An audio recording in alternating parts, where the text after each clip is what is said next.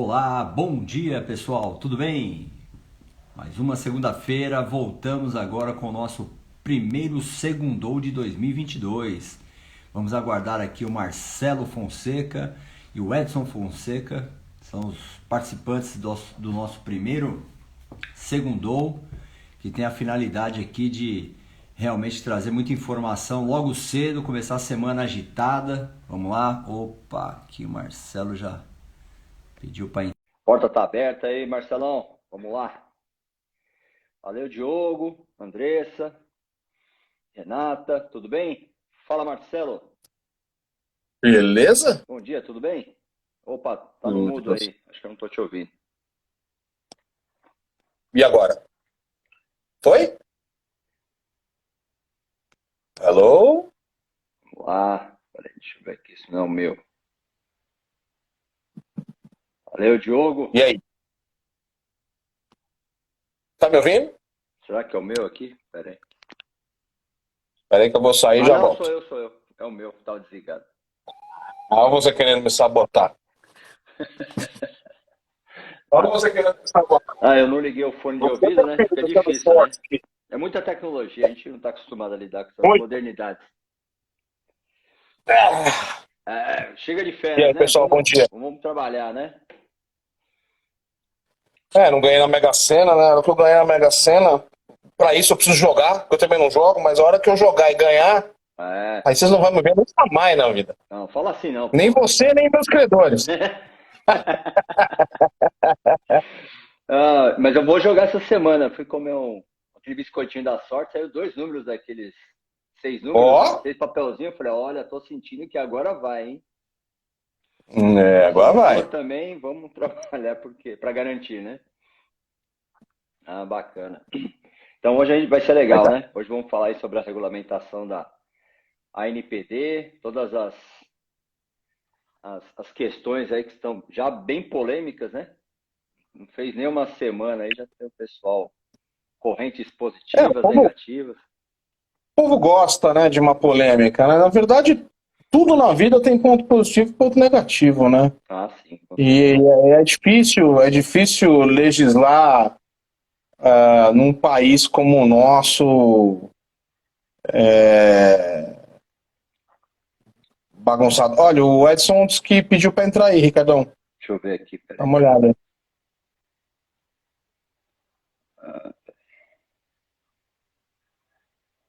Ah, tá, é verdade. Ele se empolgou falando aqui, esqueci. Mandei para ele. Ah, mas legal. E aí, muita chuva aí? Tá, aqui em São Paulo tá. Tá tudo fechado, tá tudo bem nublado É, e ó, vai chover o dia todo, ó, aí, ó. Se quiser olhar aí, ó. que delícia, hein? Ave Maria. Hoje vai ser aquele dia que você fica pensando na pipoca, Ah, pensando, ainda bem que hoje eu só pensando em vou dar trabalhar aquela em home office. dormidinha. Eu tinha uma reunião fora, eu já até cancelei. Falei pro meu amigo, falei, cara, não vou não. Não, é. Ah, eu tô tentando aceitar Nem aqui o. o Edson, vou falar pra ele tentar pedir de novo. Vamos ver. Ah, ele pediu aqui, não está conseguindo participar. É, até mandou aqui. É problema do. Acho que ele mandou de novo aqui. Vamos lá, Instagram, ajuda a gente aqui. O Instagram, às vezes, ele pisa na bola, né? Opa, tá entrando aí, ó. Já dividiu a telinha. Foi? Não foi ainda, mas tá indo, pelo visto. A Marilene falando, comigo não cancela, hein? Não, Marilene, hoje com você online. Quem é online tá mantido. É, não, mas é legal que os próprios. Eu tinha uma ou outra também, o cliente falou assim, poxa, vamos fazer online, cara, que eu acho que essa segunda-feira vai ser É. difícil. Meu amigo que eu desmarquei, acho que ele deu graças a Deus. Ele falou, cara, que quando eu vi essa chuva aí, eu já pensei no trânsito, eu falei, não vai rolar. Mas sabe o que é legal? É o que você falou, tudo tem seu lado positivo e negativo, né? Então, essa questão da pandemia pessoal acabou aceitando bem mais aquelas reuniões online, né? É, Aí ficou é mais. verdade. Ah, tá falando aqui. Eu conhecia, não, tenho clientes que não gostavam, não. Com a pandemia, aí depois chegaram a falar, poxa, eu não sabia que era tão bom. Eu falei, pois é, mas é a questão da transformação digital, né? É, exatamente.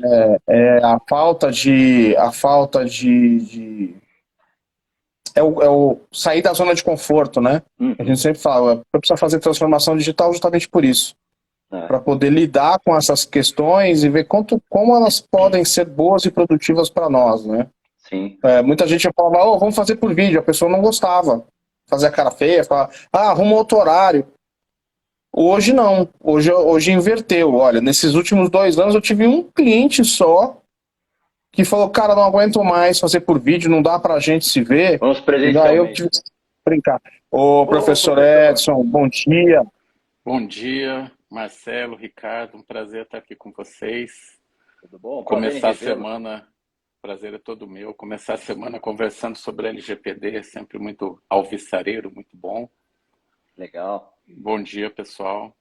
Bom dia, bom dia. O pessoal está aqui, todo mundo ansioso para falarmos do tema da vez, né? Pois é, Hoje vamos falar aqui sobre a regulamentação da NPD, sobre as pequenas empresas, startups. Então aí, Marcelo, quiser tocar aí, com o nosso convidado aí, Edson, aí a gente vai fazendo as considerações. E pessoal, podem ir também aí nos comentários fazendo as suas perguntas, seus comentários, que é sempre bastante produtivo para nós também, né? Nosso convidado de hoje é o professor Edson Fonseca, vulgo meu primo, querido, estimado. Vocês são parentes? E não. Ah, eu Aqui, ia perguntar outro dia, esqueci, mas falei, será que são parentes? Vai que, né? quer dizer, não até onde a gente sabe, né, Edson? Não até onde a gente sabe. O Edson, tive o prazer enorme aí de conhecê-lo e para mim é uma grande amizade que fiz recente, que espero dure o resto da minha vida aí, lá na A2NI, que a gente faz parte do mesmo comitê, que é o Comitê de Ética e Governança aí para Inteligência Artificial. O professor Edson tem obras na área de Lei Geral de Proteção de Dados, inclusive uma recente deste ano, que é possível adquirir aí no Hotmart, né, professor? Que é um livro bastante importante para quem estuda o tema, para quem trabalha com o tema, porque se trata justamente de um livro sobre a prática, né? Então, para quem pretende não só se certificar, mas que pretende trabalhar com a temática, o livro é importante porque traz um aspecto diário aí do tema. Hoje, como a gente tinha combinado, dentre sempre essa nossa conversa informal aqui sobre advocacia 4.0, tecnologia, inovação, direito digital, o professor Edson aceitou o convite aí para a gente comentar um pouquinho sobre a resolução, né, a regulamentação da NPD, a resolução número 2 de 2022, que fala sobre o regulamento para aplicabilidade da LGPD nos agentes de tratamento de pequeno porte, né? E aí a lei considerou pequeno porte, considerou profissionais liberais e autônomos aí, né? Pessoas que estão registradas, então aquele advogado que tem o seu escritório sozinho, está advogando em casa, aquele corretor de imóveis, aquele síndico profissional, né? Aquele autônomo, desde que esteja registrado, startups, Consultor de vendas, associações, né? Empresas sem fins lucrativos, né? E aí a gente tem, então, um escopo dessa resolução que era aguardado, porque tinha uma dúvida, né, professor? Tinha uma dúvida de, mas eu vou ter que fazer tudo que uma empresa grande faz. Mas aí a gente tem uns detalhezinhos que nós vamos falar daqui a pouquinho, né? E aí vou deixar a palavra com o professor Edson para dizer o que ele achou, para a gente ir desenvolvendo aí a temática com calma. Legal. Marcelo, Ricardo, então um prazer estar aqui dividindo essa manhã com vocês, com os nossos colegas que já estão aqui online. A resolução número 2 foi uma resolução muito aguardada, exatamente porque os agentes de pequeno porte são a imensa maioria dos agentes de tratamento no Brasil. E como a LGPD entra em vigor em meio à pandemia, e os agentes de pequeno porte foram... toda a comunidade foi afetada, mas os agentes de pequeno porte sentiram bastante, né? E a adequação da LGPD, a adequação à LGPD não se tornou uma prioridade, né? E havia a expectativa dessa regulamentação. O ano passado, a ANPD colocou a minuta da resolução para o debate público. Muitos aperfeiçoamentos nessa versão final já foram frutos, né, desse debate público. Muitas questões que estavam postas foram, inclusive, reajustadas, né? Originariamente, por exemplo, tinha a exclusão do direito de portabilidade, né? E aí isso gerou severas críticas, porque uma resolução não pode retirar algo que uma lei prevê como direito. Então, algumas questões foram sendo aprimoradas no debate público. É claro que o tema ele ainda é polêmico, como vocês iniciaram falando, vai haver ainda muitos questionamentos e aprimoramentos. A própria ANPD, na Resolução 2, ela deixa para um momento futuro alguns outros esclarecimentos, ela traz a possibilidade de fazer alguns modelos que vão ajudar o agente de pequeno porte. Mas Marcelo já falou bem que os agentes de pequeno porte são quem? Microempresas, empresas de pequeno porte, pessoas jurídicas de direito privado sem fins lucrativos, aqueles entes despersonalizados, e ela também trouxe as startups, né? Startup com faturamento aí de até 16 milhões de reais. Então ela fez esse desenho, trouxe também algumas exclusões, né? Quem que não vai se adequar a essa normativa, né? Quem faz tratamento de alto risco. Ela trouxe também um inciso que é redundante, porque quem ultrapassa os limites de faturamento, bom, para ser microempresa tem que ter faturamento até 360. Se ultrapassar, vai para pequeno porte. Se ultrapassar o de pequeno porte, não serve.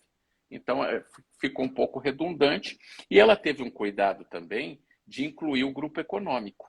Porque um receio, e isso foi foram contribuições, o Data Privacy Brasil, por exemplo, trouxe essa contribuição, falando assim, olha, é perigoso você ter um agente de pequeno porte que faça parte de um grupo econômico, se não se contar o faturamento do grupo econômico, porque o grupo econômico pode, às vezes, criar um agente de pequeno porte para que ele faça um processamento de algum tipo de dado e fique à margem da LGPD.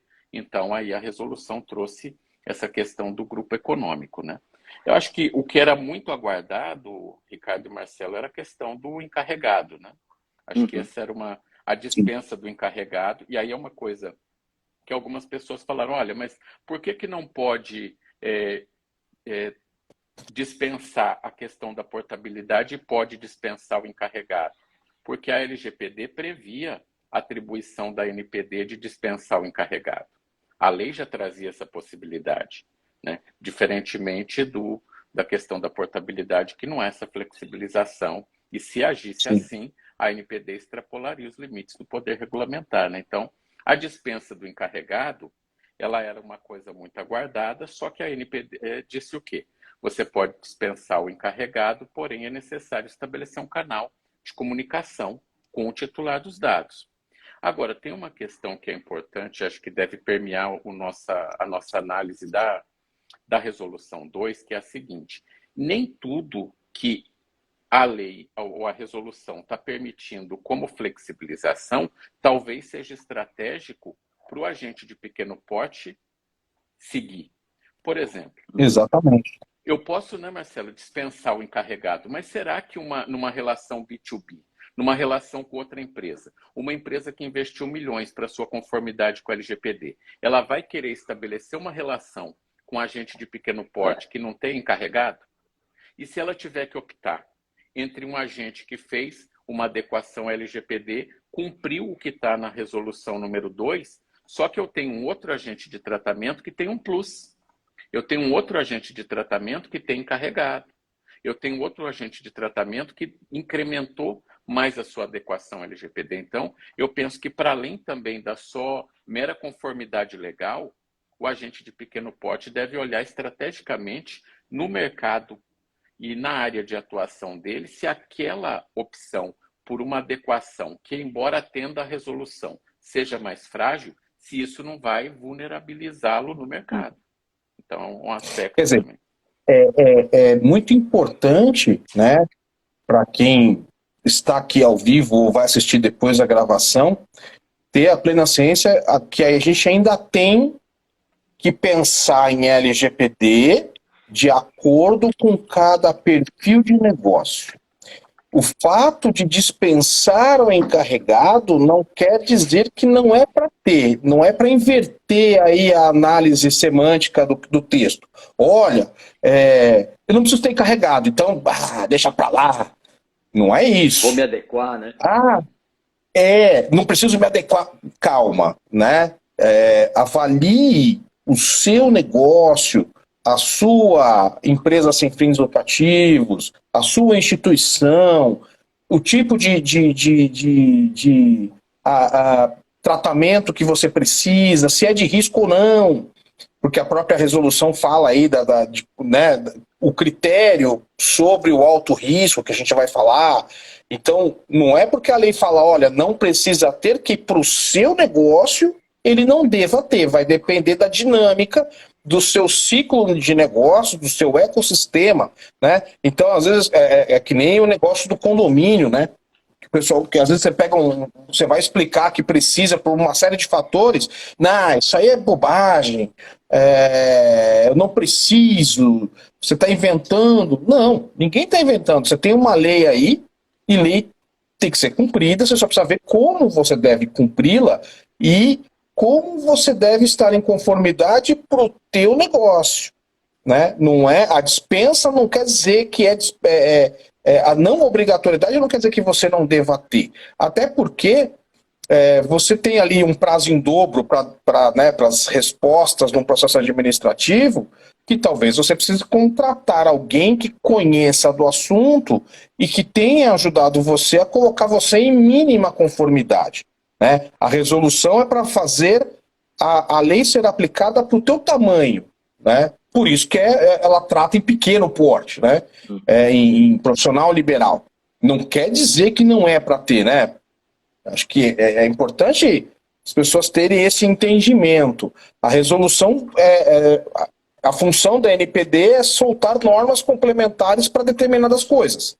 Exato. E aí nós temos aí um setor que precisa de alguns detalhes, como foi feito, mas para que vocês apliquem a lei, né? De acordo com o seu tamanho, de acordo com o seu perfil, como bem pontuou o professor Edson, né? Até fazendo uma observação bem rápida, só reforçando o que o professor Edson comentou, essa questão da estratégia, eu acho que é o ponto importante nesse momento, exatamente, vamos ser dispensados dessa questão da nomeação do encarregado, mas até que ponto isso é estratégico, né? Até porque na relação hoje, vamos falar em pequenas empresas e startups, hoje em dia, assim, muitas empresas grandes estão contratando muitas startups, muitas empresas de pequeno porte, até para ganhar escala rápido, né? Então, assim, imagina essas questões, aquela diligência, aquele levantamento, aquele acesso, né, que todo o grupo jurídico ou estratégico das empresas fazem para realmente qualificar esses fornecedores. Então, acho que nesse ponto, acho que a NPD tem uma responsabilidade muito grande de ampliar um pouquinho mais esses estudos para que eles não criem um movimento negativo no mercado. Então, eu acho que assim, pequenas empresas, startups, precisam ter algum tipo de flexibilização, mas a gente tem que tomar muito cuidado porque, na prática, muita coisa não funciona do que está, às vezes, na lei, infelizmente. Então, assim, nós temos que ter esse cuidado porque o mercado já, sem essas regulamentações aí de flexibilização, já está meio levando na barriga algumas coisas. Imagina esse formato, então as interpretações, a gente tem sentido que o barulho não foi tão interessante, né? Não estou falando em prejuízo dos profissionais como nós aqui da área, mas assim, eu acho que prejuízo do próprio mercado, né? Então, assim, a vulnerabilidade que os titulares estão tendo, porque a cada dia tem mais vazamento, né? Então, assim, independente se a empresa é pequena, média e grande. A gente vê o que aparece das grandes, mas e os vazamentos das pequenas? Tem muito, e ninguém Não, fala, né? e isso que o Edson falou sobre o grupo econômico, né? Já se adiantando a uma possível brecha que certamente muitos pensariam em fazer, em criar uma empresa de pequeno porte para tratar dados sem a mesma amplitude da lei geral, né? Foi muito inteligente. Quando eu tenho a startup, na dinâmica dela, em algum momento, ela tem como um sócio, como um investidor, um player de grande porte. E startup, o que você presume? Empresa que lida com inovação e tecnologia, com inteligência artificial, que usa a base de dados. Então, assim, não é porque tem a resolução que direciona como fazer, que não é para fazer, ao contrário, né? Precisa ser avaliado nós mesmos. Tá? A gente tem uma startup que a gente está trabalhando a conformidade dela, e para ela é uma grande preocupação a questão dos dados, porque ela tem uma dinâmica de exatamente um ecossistema de negócio que você falou, Edson. Ela tem um ecossistema de negócio com players grandes que ela não pode tratar o assunto LGPD de forma muito indisciplinada, de qualquer jeito. Ela tem um encarregado, porque é exatamente o que você falou. Tem que avaliar cada situação no caso concreto, né? Perfeito. E a própria NPD ela já trouxe a questão do encarregado, da indicação do encarregado como uma boa prática, né? Que será considerada no caso de uma eventual sanção.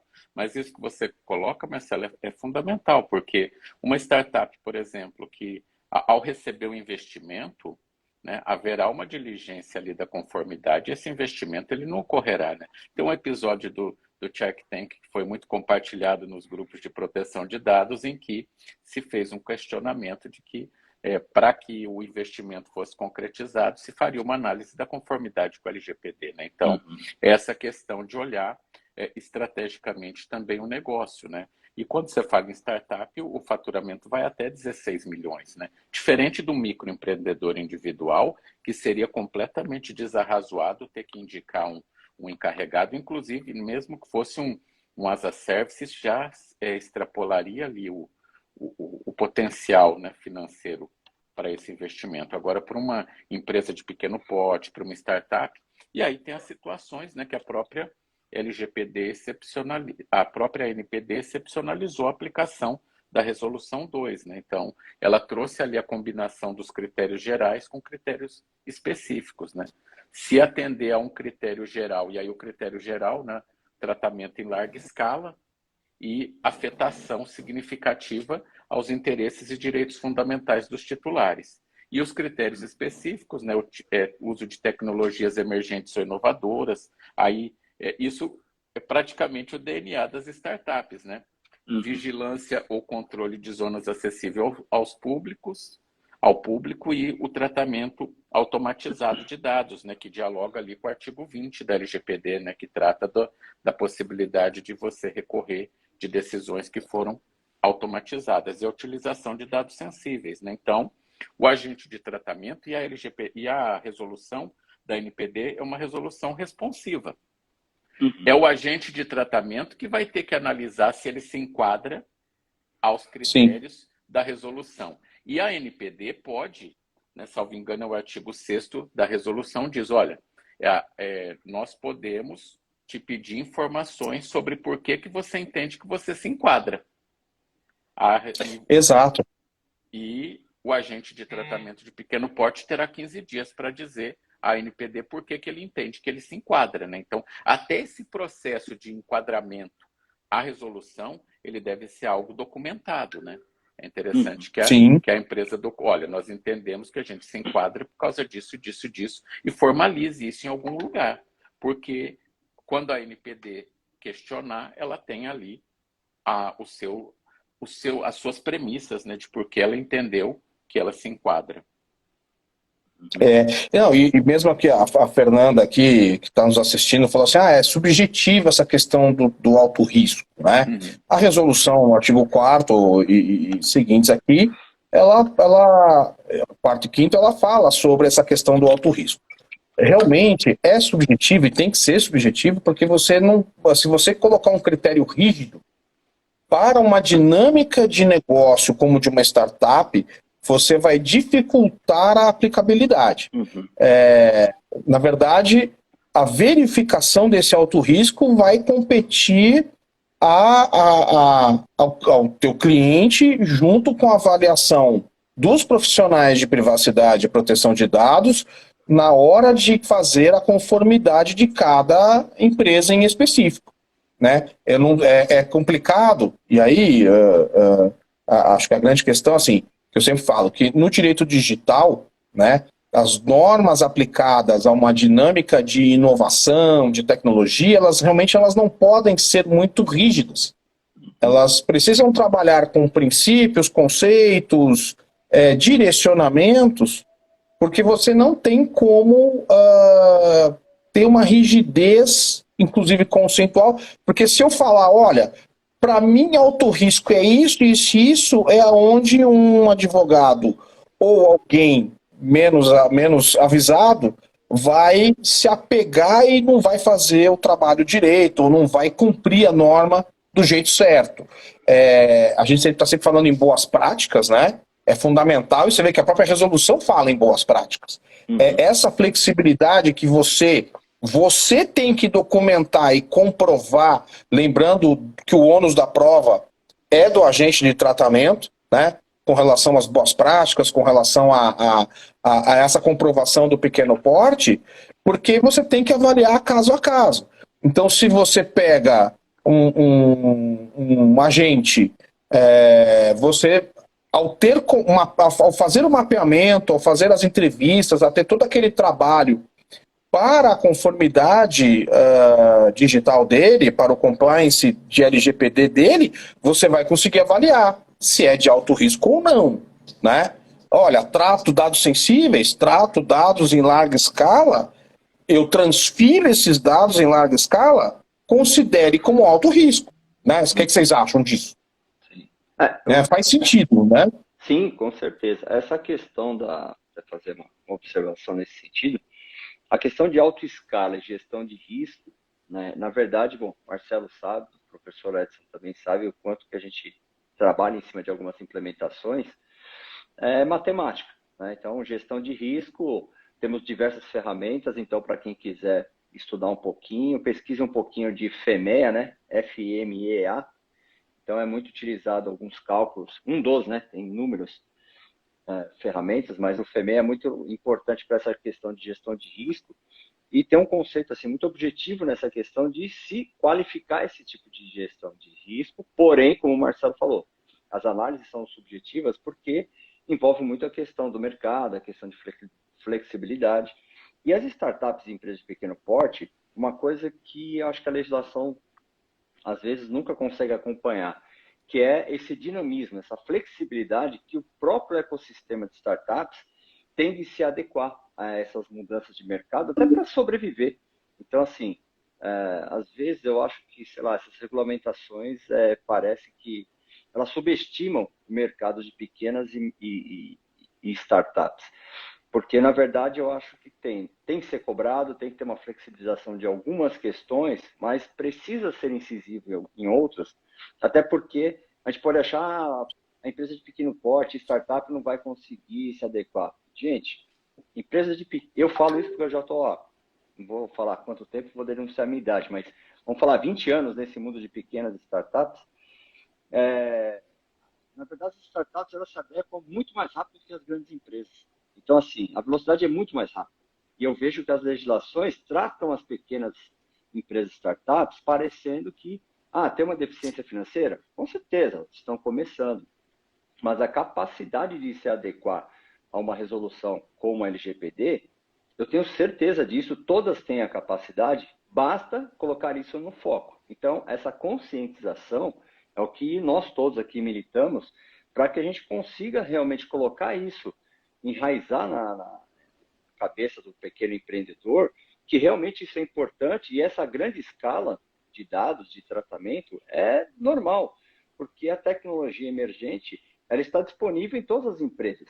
Então, a gente tem que pensar realmente na inovação, pensar na tecnologia, pensar nas legislações, exatamente, né, que são adequadas. Aí o professor pode nos orientar um pouco melhor nesse sentido, do quanto que realmente isso tem mexido no mundo das startups. E eu acho que, assim, às vezes a gente acaba meio subestimando as pequenas empresas. Eu vejo que eles conseguem se adequar e muito bem. Um exemplo é o Código de Defesa do Consumidor, que muitos estão aí no e-commerce, muitos têm o seu canal de atendimento, até melhor do que muitas empresas. Você pega grandes empresas, você não consegue ser atendido nunca. Uma startup consegue te dar todo o histórico da compra, assim, quando trabalha com boas práticas. Então, eu acho que nesse sentido, essa questão da gestão de risco, eu acho que é isso que tem que ser mais trabalhado, num conceito da própria ANPD. Então, deixar de ficar trabalhando só com aculturamento e ser mais incisivo na questão de realmente ensinar o mercado como gerenciar o seu risco e cobrar realmente a segurança de informação, porque isso é uma questão primordial. Senão você, hoje em dia, não tem por que estar no mercado. Se você não valoriza a segurança da informação no seu negócio, não tem por que existir, principalmente uma startup que trabalha com tecnologias emergentes. Eu e Marcelo, nós somos bem incisivos aqui em alguns projetos que a gente toca, porque tem que ser assim. Se não for assim, a questão da proteção de dados decorre outros tipos de problema que aí são incontroláveis, né, professor? Acho que o professor também acompanha muito desse mercado, a gente conversa sobre isso, né? Então, esse é o meu posicionamento, né, professor? Aí o que o senhor acha aí desse sentido? Não, excelente, Ricardo. É isso. A proteção de dados é algo que veio para ficar.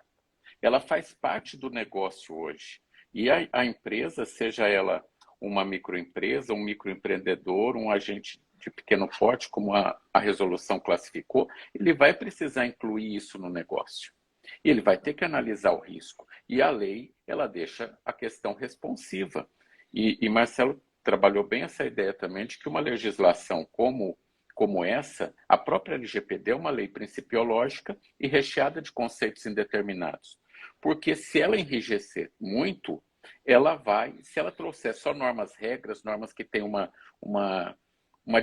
direcionamento muito rígido, ela vai ficar obsoleta muito rapidamente. Então, por isso que a aplicação da LGPD ela exige também, né, uma atividade interpretativa e contextualizada à luz de cada negócio. O que é importante é que a organização consiga responder, inclusive em homenagem ao princípio, né, da responsabilização, do accountability, o porquê que ela tomou determinadas posições, por que no contexto dela ela se encaixa ou não o agente de pequeno porte, né? Um colega perguntou da questão do alto risco, né, da larga escala, né? A resolução ela tentou trazer alguns parâmetros, né? Ela considera a larga escala número significativo de titulares, volume de dados, duração do tratamento, frequência e a extensão geográfica do tratamento, né? Quanto mais ampla forem as operações territorialmente, mais isso pode se enquadrar em larga escala, né? Então, ela colocou o alto risco como um critério geral e delimitou ele na larga escala e na afetação significativa aos direitos dos titulares, né? Mas trouxe também lá o critério específico. Isso vai ser objeto de muita reflexão e cada empresa vai ter que analisar, no seu caso específico, se ela pode se adequar, né? Eu sou tido aqui em casa por ser uma pessoa repetitiva, né? Eu assumo, porque a psicologia já fala que o cérebro sempre aprende muito por repetição. É que é importante, principalmente para essa nova leva de advogados, que a gente tem uma formação, né, Edson, de currículo de universitário, e aí agora colocar o direito digital, e o direito digital, ele como todo o mercado de tecnologia digital, o direito digital também é disruptivo, a partir do momento em que o direito digital, todas as normas de direito digital sempre vão ser mais preventivas, conceituais, principiológicas, rompendo com uma tradição legislativa de rigidez, porque senão ela não consegue ser aplicada num mercado em constante mudança. Por isso que é um mercado disruptivo, né? Então, o tempo inteiro rompendo. São modelos de negócio, são modelos de gestão, são modelos de estudo. O modelo de reflexão jurídica, como bem pontuou o Edson aqui agora, também tem que ser diferenciado. O profissional do direito digital, ele tem que ter esse diferencial do advogado tradicional. Por que tem mais conceitos subjetivos? Mesmo assim, você vê, na medida do possível, eles falaram em tratamento de alto risco e da larga escala. Quando você vai aplicar isto no dia a dia, de forma preventiva, para comprovar boa prática, e eu sempre volto a dizer que a LGPD e qualquer outra norma do direito digital não visa burocratizar, ao contrário, visa prevenir, você vai ter que aplicar isso no caso concreto. Então, não tem como normas do direito digital falarem, olha, é deste jeito, criar essa rigidez que o Edson falou, né? Criar um único caminho. Sempre vai ter essa amplitude e aí você adequa o teu cliente específico àquela normatização e não o inverso. Porque geralmente a gente tem, né, na legislação mais, vamos pegar um exemplo aqui, uma analogia, Código Penal, matar alguém, né? Então ele está ali pontual. As normas de direito digital não tem como ser desse jeito, assim, tão fechadinho, né? É preciso, até porque o profissional do direito digital vai lidar com profissionais de várias áreas. Né? É um profissional preventivo, é um profissional de boa prática. Então não dá para a gente querer que eles... Eu acho que fica mais polêmico se enrijecer demais, não sei se vocês dois concordam, do que se eu deixar uma norma mais aberta. Né? Acredito eu. Né? Posso estar enganado também, não sou o dono da verdade. Mas eu acho que as normas de direito digital, elas não prezam por certo e errado. Elas prezam por, olha, vamos seguir por esse caminho aqui e ir fazendo ponto a ponto. E aí você, ao aplicar, faz análise mais até sistêmica, né? Mais dinâmica. Porque quando você vai aplicar LGPD, um profissional não só LGPD, quando você vai aplicar Marco Civil da Internet, e-commerce... O que acontece quando você vai aplicar o decreto do e-commerce e vai fazer consultoria jurídica para um e-commerce? Você tem que ver Código de Defesa do Consumidor, Código Civil, direito bancário por causa do meio de pagamento, né?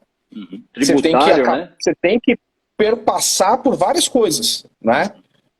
E por isso que eu acho muito bom o direito digital entrar agora no currículo, né, Edson? Porque são matérias que cada vez mais está no nosso dia a dia. Comprou um smartphone, está lidando com tudo isso, né? Exato. Tem até outro dia eu fiz uma brincadeira com um colega, né? A questão de se criar algumas legislações, principalmente direcionadas aí ao mundo do digital, né? Infelizmente a gente não pode mais, não penetrarás no dispositivo do terceiro, do coleguinha. Então, assim, a questão assim, entrar em algum dispositivo móvel, alguma coisa desse sentido. Na verdade, ela precisa ser muito mais preventiva, porque, como você falou, acho que o intuito hoje ela tem que ser preventivo, né? Acho que todas as normas, logicamente que não sou das melhores pessoas para se discutir esse tipo de assunto, mas é o que a gente acaba percebendo realmente o quanto que se tem que mudar na questão de legislar, criar novas leis, porque hoje no mundo digital, aconteceu, já foi, já era. Na verdade, aquilo ali vai se perpetuar, não tem como falar assim, direito à não publicação, direito ao esquecimento, esquece. Assim, o direito ao esquecimento já tem que esquecer, porque isso nunca vai acontecer. Porque, na verdade, é um negócio que não tem controle. Então, eu acho que o professor pode falar muito melhor para nós sobre esse assunto, principalmente com relação à tecnologia, ao direito digital, direcionado aqui para a LGPD, porque acho que o foco principal é preventivo. Aquela questão de é uma consequência ter que ir para o mundo do contencioso, do judiciário, acho que é um negócio que depois que foi, a gente não tem muito o que fazer. Mas acho que essa parte do preventivo, que é o que a gente tenta fazer diariamente, acho que esse é o caminho, né? Seguindo aí o raciocínio do próprio Marcelo, né, professor?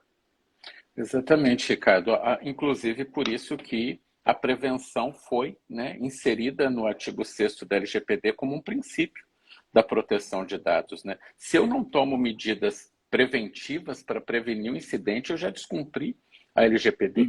Até porque a gente sabe que um incidente em matéria de proteção de dados, depois que ele ocorre, ele é praticamente irreversível, né?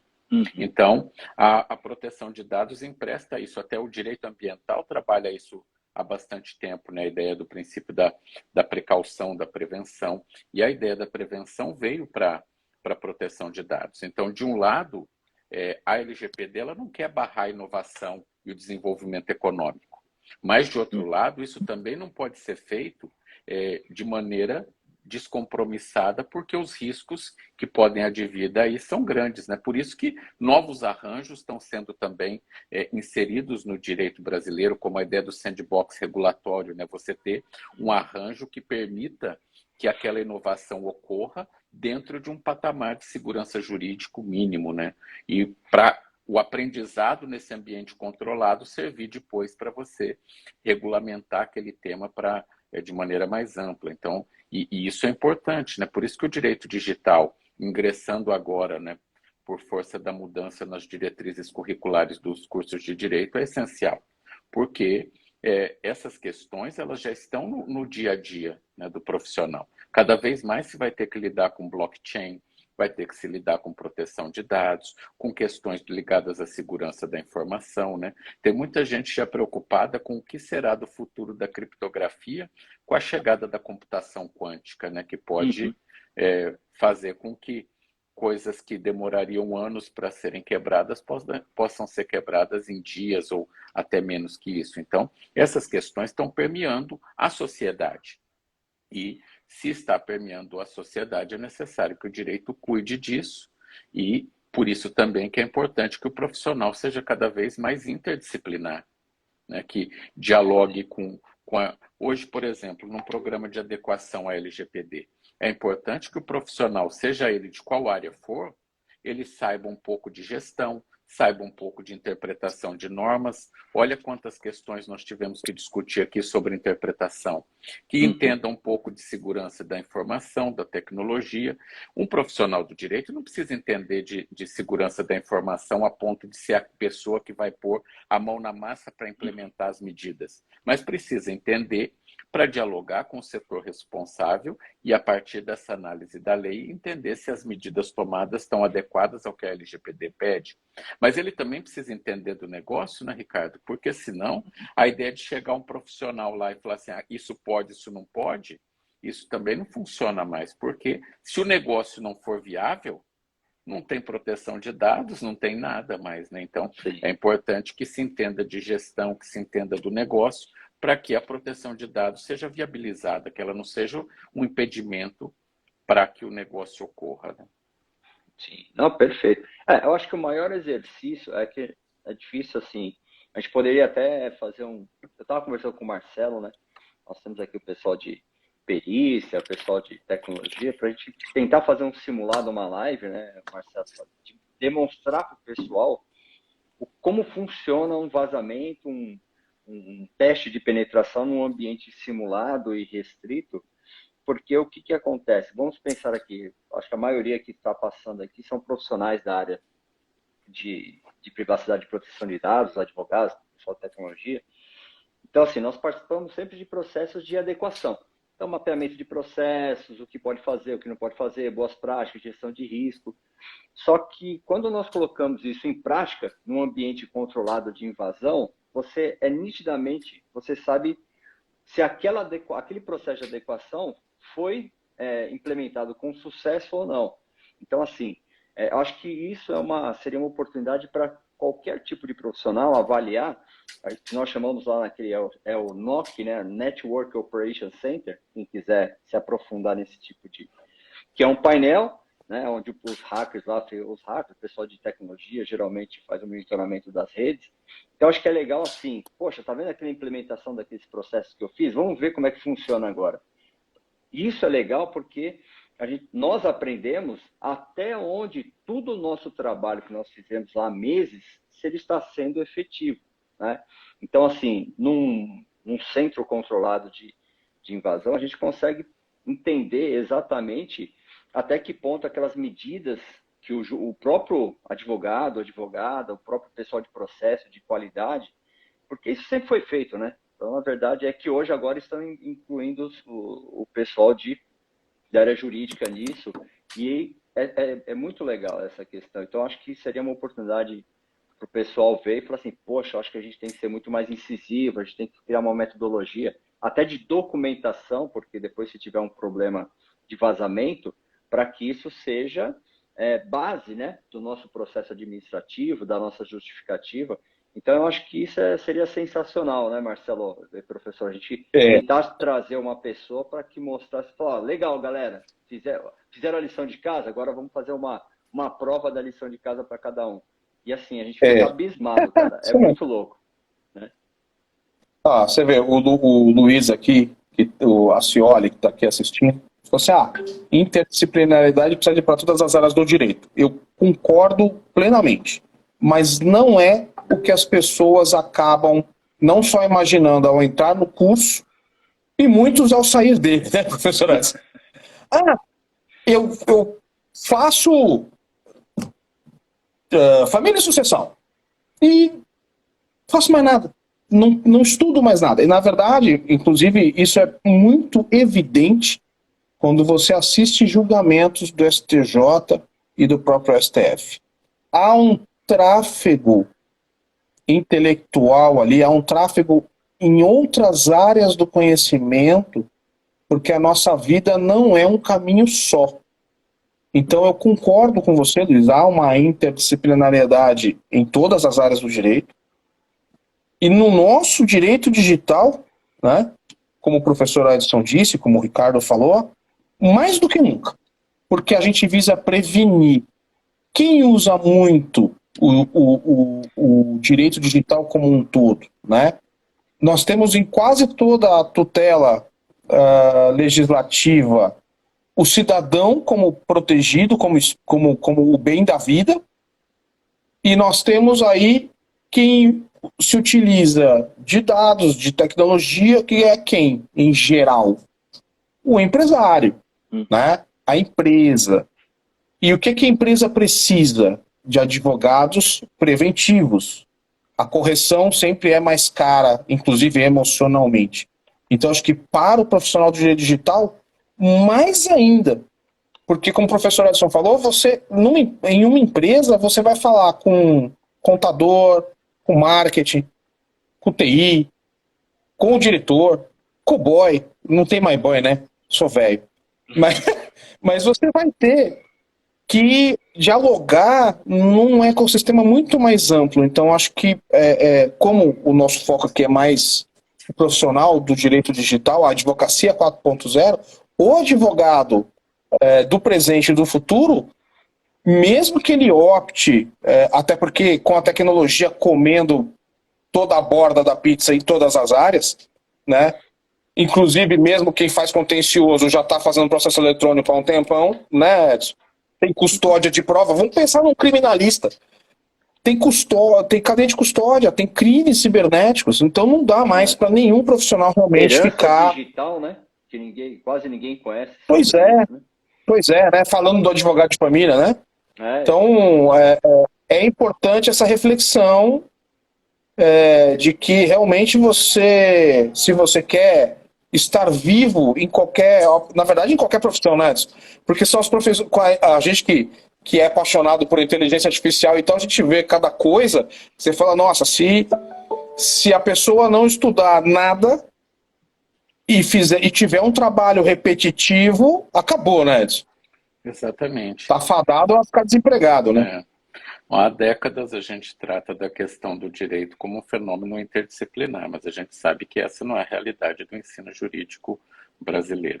Mas em áreas como o direito digital, se você não age interdisciplinarmente, a sua própria atuação ela fica comprometida, porque nenhuma área sozinha dá conta das premissas para você trabalhar com o direito digital, com a produção de dados. É o que a gente comentou antes. Eu preciso de noções de gestão, eu preciso de noções de segurança da informação e, obviamente, que nem todos os currículos contemplam isso, né? Já existe graduações que você tem programação em Python, como na grade obrigatória de direito, né? Mas esse seria um tema para uma outra live, né? E Ricardo colocou bem também a questão da necessidade ali de se registrar, né? Os processos, e essa foi uma das questões que, na minuta originária da NPD, o registro, né, das operações de tratamento previsto lá no artigo 37 estavam sendo dispensados, né? Isso foi objeto de crítica também de parte da comunidade de proteção de dados, e na resolução final, né, na resolução número 2, foi mantido a necessidade de registro, mas com a possibilidade de um registro mais simplificado, inclusive a NPD se comprometendo de fornecer aos agentes de pequeno porte um modelo, né, de registro simplificado. E o registro ele é fundamental para a própria organização por conta da prestação de contas, que é um princípio da proteção de dados. Então, ficaria até complexo a resolução, complicado a resolução não exigir nenhum tipo de registro, sendo que isso poderia ser até uma armadilha para o agente de tratamento, porque se ele não registrar, como que depois ele vai atender aos direitos dos titulares? Se defender, né? Como ele vai se defender num caso de um incidente, que ele vai ter que prestar informações para a NPD, né? Do que aconteceu. Então, quanto mais ele tiver os registros de todas as operações, melhor. Agora, é claro, né, você tem um procedimento mais simplificado que permita ao agente de pequeno porte atender aquilo em plenitude, é importante, né, uma mitigação. Mas a necessidade do registro é fundamental para cumprir ali o inciso 10 do artigo 6º. Perfeito. E eu acho que nessa parte foram muito felizes, né? Manter essa... Até porque nós sabemos que o mapeamento de processo é uma das partes mais importantes de uma adequação, porque se você não fizer corretamente, não fizer detalhadamente, eu acho que pode até a NPD sugerir um modelo de mapeamento, mas logicamente que você, trabalhando com isso, vai ser muito bem adequado e cada um vai criar o seu modelo específico, porque realmente o mapeamento dos processos do negócio são importantíssimos, né? Até porque se você fizer errado, todo o restante da adequação vai para o vinagre, né? Pois é, e aí acho até, me atrevo a dizer que muita gente estudando a temática, muito na ideia só de ser encarregado. O estudo do assunto, e vejam, a norma, ela vem a fomentar aquilo que a gente vem falando há um tempão nas lives, nas palestras, nos webinars que a gente participa. A Lei Geral de Proteção de Dados é para todos. Para nos proteger. Então, a gente tem que lutar por esse direito, lutar para que esse direito seja aplicado para nossa proteção, para a proteção dos nossos, né? Então, para quem está estudando a temática, o que você percebe? Existe um campo de trabalho gigantesco no direito digital, na proteção de dados como uma das espécies do direito digital. Então, se alguém aí desanimou, não precisa de encarregado. Amigo, o encarregado é uma coisa das milhares de coisas que precisam ser feitas. Mas nunca vai substituir o consultor, né? O advogado, o consultor que vai precisar prestar algum tipo de esclarecimento. Né? Pois é porque assim, às vezes o pessoal fala assim, tô fazendo curso porque eu vou me certificar porque eu quero ser encarregado. Aí sai uma norma dessa, o cara, mas agora não precisa mais. Amigo, calma. Você tem todo um contexto, primeiro que conhecimento a gente não joga fora, mas você tem todo um trabalho para ser feito antes de chegar na assunção do cargo de encarregado. Existe todo um estudo que você precisa fazer nesses vários setores para ser um profissional do direito digital minimamente competente para trabalhar com esse assunto. Você deu uma caidinha, Edson? Estava falando sobre muita gente ficar só focando. Eu consegui ouvir todo. Então tá bom. Foi ótimo. Ó, tem uma pergunta aqui, nossa, do JC Consultor. Empresarial que é enquadrado como pequena empresa sem fins lucrativos, mas trata dado pessoal sensível, leitura biométrica para acesso e sistema de CFTV, como ficará? Aí é uma pergunta parecida com condomínio, né? Vou deixar na mão de vocês.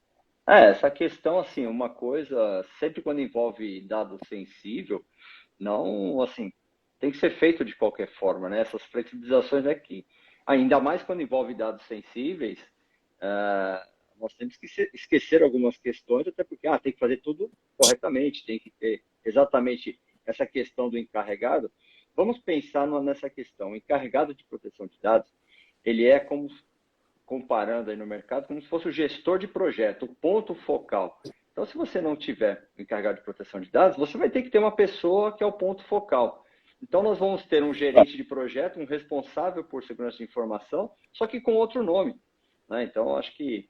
E essas questões da LGPD, como o professor mencionou muito bem, ela é a lei principal, né? Então, assim, pode vir a norma falando da flexibilização. Então, se você não se enquadrar em qualquer tipo de ponto, né, professor? É só você ir na principal e seguir exatamente o que tem na principal.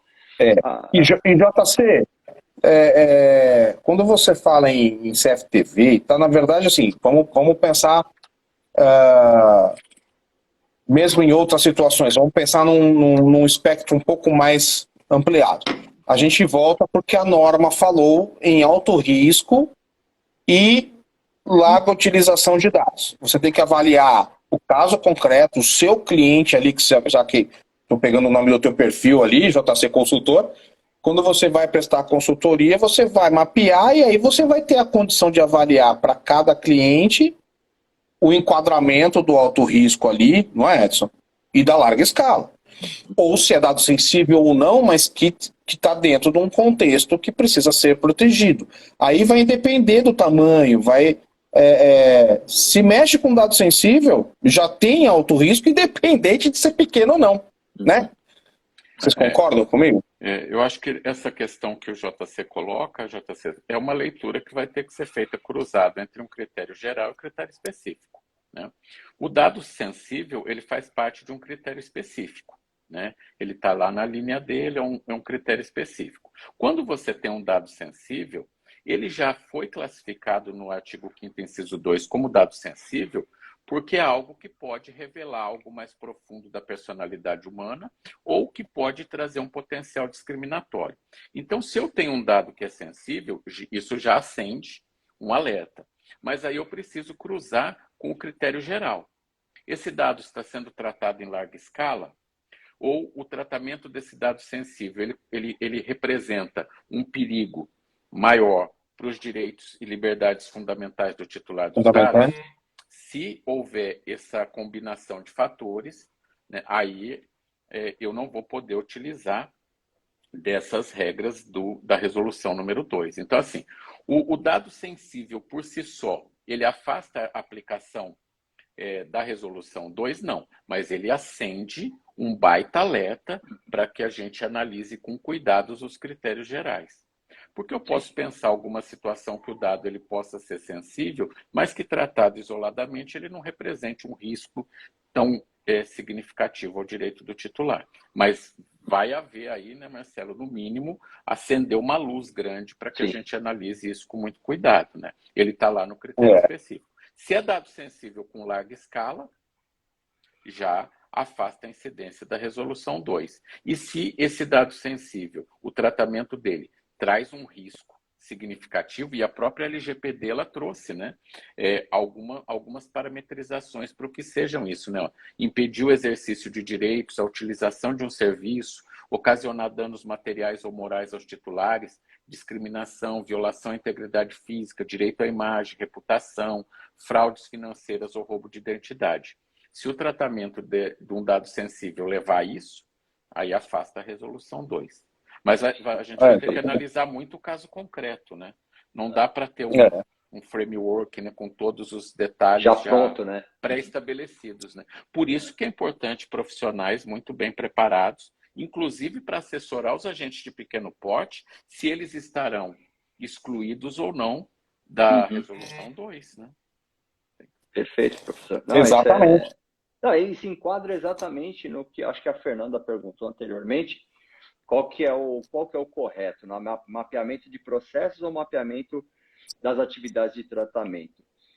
Vou colocar a minha percepção, tá? A questão, quando a gente vai para o mundo da gestão, por isso que é tão importante essa multidisciplinaridade, na gestão de processos empresariais, nós temos algumas, aí o professor também pode se aprofundar, nós temos alguns princípios, né, de gestão que realmente o processo empresarial, ele tem a matriz, né, e você tem os filhinhos, né, que são as atividades. Então, assim, para que você consiga analisar com todos os detalhes, você precisa entender qual que é o processo, né, específico, até porque, assim, toda empresa tem que saber, um processo de captação de leads, o processo me fugiu a palavra agora, de pedidos, por exemplo. Então, que é o que exatamente são as atividades, né, inerentes ao exercício de entrega de produtos e serviços de uma empresa. Então, assim, você tem que desenhar a jornada, né, desse cliente, desse processo, do começo, meio ao fim, e lá dentro desse processo nós temos várias atividades, né? Sejam atividades primárias, secundárias e terciárias, para que você conclua e entregue esse produto e serviço específico. Eu prefiro mapear processos. Tá? Então, quando você mapeia processos, você tem uma complexidade num primeiro momento, mas você tem um detalhamento muito grande de todas essas atividades dentro daquele processo. Então, assim, eu trabalho dessa forma, tá, Fernando? Mas, assim, por isso que muitas pessoas falam, vamos mapear essa atividade especificamente. Só que quando aquela atividade ela comunica com outra atividade, ela pode ou não estar dentro de um processo, do mesmo processo. Então, acho que é esse cuidado que nós temos que ter, e aí exatamente o que o professor acabou de mencionar. Exatamente, tem casos e casos, né? Então tem que pegar uma situação concreta, porque às vezes um processo pode se enquadrar nessa norma 2, como tem algum outro tipo de processo que pode não se enquadrar. E aí você tem essa complexidade na entrega dessas adequações. Então, acho que o mapeamento de processo, na minha visão, acho que é o mais completo, tá? Mas isso também pessoas que trabalham de uma outra forma também não estão errados. Só que você acaba tendo muito mais trabalho de se registrar todas essas operações de tratamento de dados. Eu prefiro ter essa praticidade porque é uma forma que a gente trabalha, né, professor? Eu acho que cada um tem um modelo, né, de trabalho, né? Eu acho que é o que cada um prefere trabalhar nesse sentido, né? Acho que é isso. Cada organização ela precisa adotar aquele procedimento que é o mais adequado para a necessidade dela, né? E com isso é o caso concreto que vai guiar bastante ali. O importante é ter clareza, adotando um procedimento ou outro, se eu vou conseguir responder aquilo que eu preciso responder sobre aquela operação de tratamento, se isso for necessário, né? E se eu dou conta, né? Como que também para os agentes de pequeno porte, como você está, muito provavelmente vai ter um modelo mais simplificado, né? Essa parametrização da NPD vai ajudar bastante. Sim, com certeza. É isso aí, né, Marcelo? Acho que, na verdade, tudo vai acabar surgindo com algumas questões da própria NPD, de esclarecimento, e nós estamos aprendendo com o mercado, né? O mercado brasileiro tem suas particularidades quando a gente compara com normativas da América do Norte, Europa. Então, assim, logicamente que o Brasil, na prática, tem suas demandas específicas, mas é uma questão realmente que estamos aqui para discutir e trazer essas melhorias, né, Marcelo? Eu acho que é importante, justamente, a função dessa live, é a função da ANAD, é a função do professor com seus livros, com o fomento que o professor Edson tem feito. Eu acho que é muito importante a discussão, a dialética clara, aberta, a propagação de informação, a gente continuar lutando para que as pessoas compreendam a importância do tema por conta dos outros temas que estão vindo aí, marco geral marco regulatório da inteligência artificial, a aplicação prática de tudo isso, né? Internet das coisas, automação residencial, o uso constante do smartphone, do tablet, do notebook. Então, ainda quando você fala em direito digital, em proteção de dados, muita gente fica com uma interrogação gigante, né, professor? Eu acho que a gente precisa se manter firme no propósito de esclarecer isso. Então, quando alguém me pergunta, eu falo com o maior carinho, não só porque eu sou apaixonado pelo tema, mas porque eu acho que as pessoas precisam ter uma nova compreensão da dinâmica jurídica. A gente, dentro do contexto de disrupção, a gente romper com aquela visão do advogado briguento, tradicional, para um novo perfil profissional. Né, Edson? O que você acha? Não, perfeito.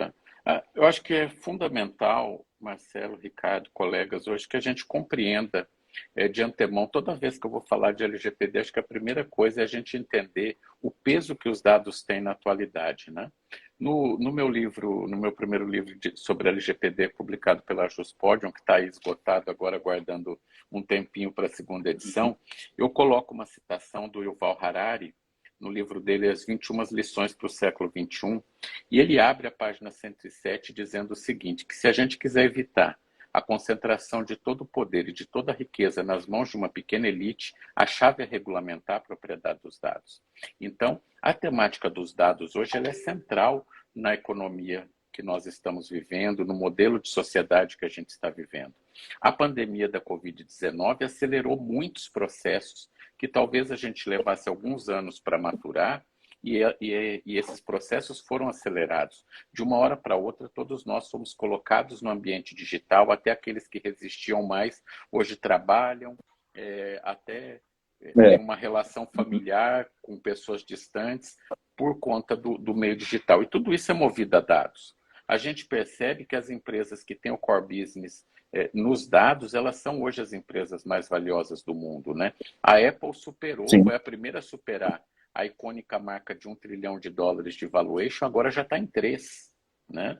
O Facebook teve uma queda agora de valor de ações na semana passada, estrondosa. Então, as empresas que tratam dados, elas estão aí no auge da economia. E por isso que os dados começam, né, a ter esse papel. Porque se os dados são um ativo econômico tão valioso, e se os dados também têm um potencial de revelar muito sobre a personalidade da pessoa humana, há, de um lado, organizações querendo mais acesso a esses dados e, de outro, a capacidade computacional podendo levar um risco enorme aos titulares. E aí é a necessidade de leis como a LGPD e incluirmos uma cultura de privacidade e proteção de dados, né? Talvez no dia a dia das organizações o trabalho mais difícil seja esse, né, Marcelo e Ricardo, de você ajudar na mudança da cultura para uma mudança de cultura em produção de dados. Esse é o trabalho de formiguinha que precisa ser feito em todo o programa de adequação à LGPD de maneira sistemática, porque senão todo o trabalho feito ele vai cair por terra se nós não trabalharmos insistentemente nessa mudança de cultura que passa por uma educação digital, né? Talvez hoje a educação digital seja uma das disciplinas mais essenciais para as nossas crianças e adolescentes, né? E para nós também, que não somos nativos digitais, podemos trafegar por esse mundo com segurança, né? Então, acho que essas são questões assim importantes para a gente refletir. Sim, perfeito, professor. Nossa, falou tudo. Eu acho que esse que é a mensagem, acho que da semana, né, Marcelo? Acho que o professor, além de ter sido muito esclarecedor, também fundamentalista, né? Acho que para quem é advogado isso aqui agrega muito, né, para nós tentarmos cruzar o tradicional com o digital, né? Até porque é uma revolução para todo mundo, não só para o advogado tradicional, como também para o jovem advogado, porque ele também tem que entender que realmente o passado, a tradição, também tem refletido muito nessa transformação e que o mundo não é só digital, tá? Na verdade, nós temos que entender que o mundo digital está aí, afetando o mundo, né, tradicional, o mundo físico. Então, acho que essa mensagem que o professor passou para nós, né, informações maravilhosas, né? Agradeço aí a atenção. Professor, até por favor, pode me falar o nome do seu livro aí, o pessoal está perguntando aqui. Esse último que o Marcelo falou, se chama LGPD em Casos. Então, são 15 estudos de casos. Eu fiz um trabalho assim.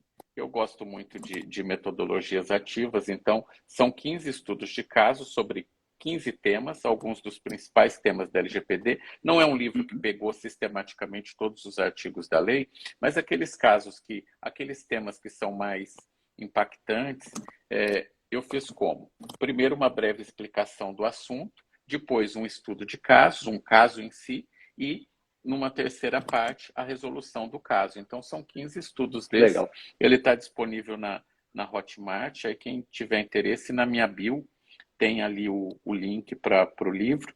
E também, se vocês me permitem, um convite para a gente dar continuidade a essa discussão. Na quarta-feira, eu farei à noite um webinário sobre agentes de pequeno porte, tentar aí trazer uma sistematização do tema. Então, para quem participou aqui, acho que fica como um complemento. As inscrições são gratuitas, pelo Simpla. O link também está na minha bio. Aí vão ser todas bem-vindas e bem-vindos também, quem puder participar. Acho que essas discussões, Ricardo e Marcelo, né, que vocês estão fomentando muito na NAD e no cotidiano de vocês também, elas são essenciais para fortalecimento desse ecossistema de privacidade de proteção de dados e para a consolidação de uma cultura de proteção de dados, né? As discussões, elas são ainda muito incipientes, né? Nós estamos no início de uma discussão no Brasil, e quanto mais a gente tiver esses espaços de reflexão, de debate, mais a gente vai aprendendo conjuntamente. Sim. Isso é muito importante. Legal. Já tem gente pedindo gravação aqui, viu? Já tem gente me mandando o zap aqui. Pô, peguei pela metade, peguei pelo final. Não, fiquem tranquilos. Vai estar registrado aqui no nosso store e também do Marcelo. Depois eu vou passar o vídeo para o professor, para o Marcelo, se quiserem salvar aí no seu perfil do Instagram. A gente vai colocar também aqui no YouTube. E depois aqui a gente publica aqui um post aqui nos nossos perfis aqui, onde que vai estar orientando, né, onde ficam as gravações, e é sempre bacana, né? A gente agradece a participação. Sigam o professor Edson também. O professor Edson está sempre publicando livro, participando de 500 mil eventos, né, professor?